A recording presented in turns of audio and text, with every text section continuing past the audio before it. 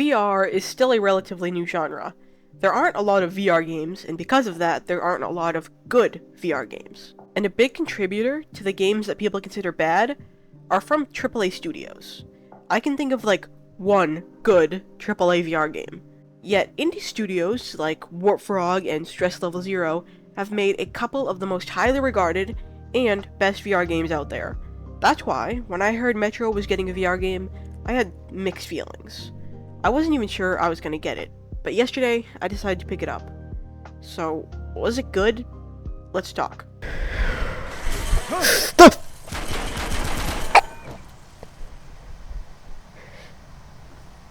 I'm gonna start with what I liked about the game.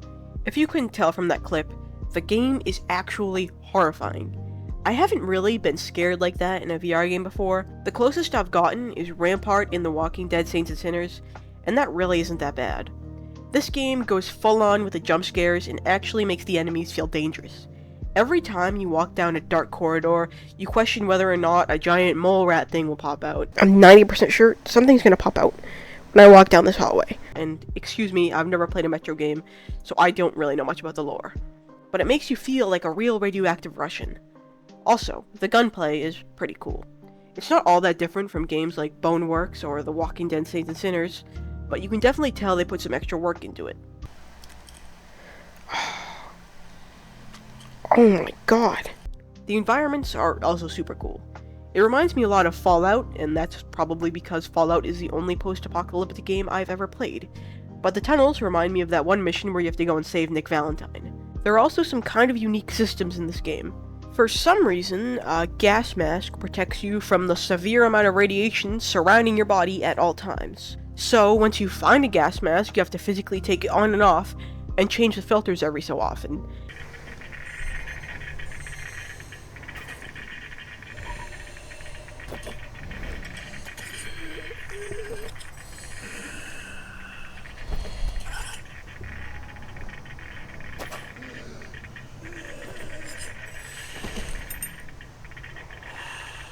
Now this is cool because it adds like a time element to the game, and an interactivity element it was severely missing.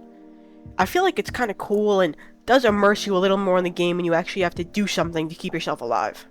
The NPCs are mocapped, which is good and bad.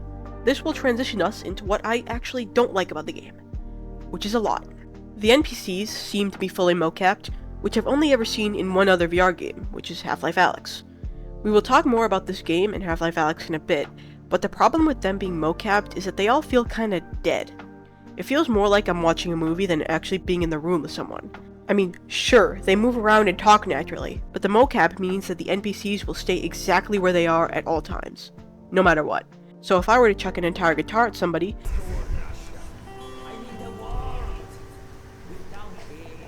not only do they not move an inch, but they don't react at all. Also, when you're talking to NPCs, only their head looks at you, so if you go behind them, they just kinda stare into a wall, creepily. It feels odd. But it really feels like they didn't hit the mark with the NPCs. They almost did, but they didn't. I know I glaze blame sorcery a lot, but the Baron is a perfect example of how to do NPCs right. You can have them talk and move around while allowing the player to interact with them. Or in Half-Life Alyx, when you talk to friendly NPCs, they are behind a table or something, so it makes sense as to why you can't touch them or grab them. In this game, the NPCs are touchable, but unmovable. Yana was doing so well. It feels super weird.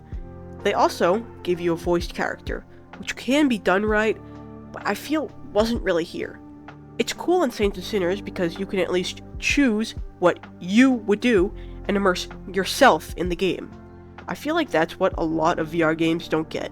They shouldn't have the same goal as flat screen games like God of War or The Last of Us.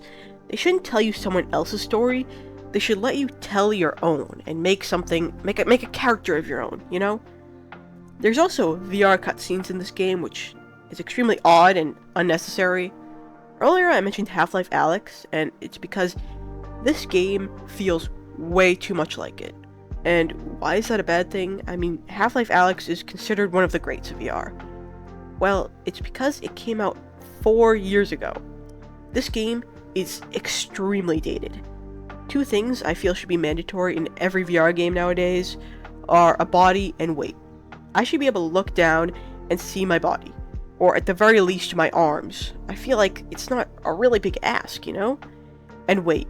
I should feel every bottle, or chair, or gun, or guitar I pick up. Not everything should weigh the same. In this game, you just have like a permanent delay. It doesn't matter what you hold, there's zero weight difference between anything in this game. The goal of VR is to immerse yourself within the game. One of the prominent features of Half-Life Alyx is how comfortable it is.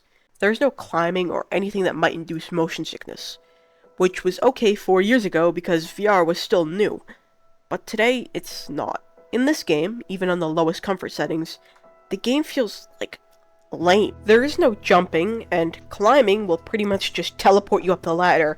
It doesn't take any risks. Like, one of the most insane things in VR that happened recently was the Hector fight in Blade Sorcery, and people loved it. People loved, like, getting thrown around and riding on it because it was different. No game took, like, huge risks like that before, especially one as small as Blade Sorcery. AAA studios want to make their VR game accessible to everyone, which sounds like a good idea, but it's not.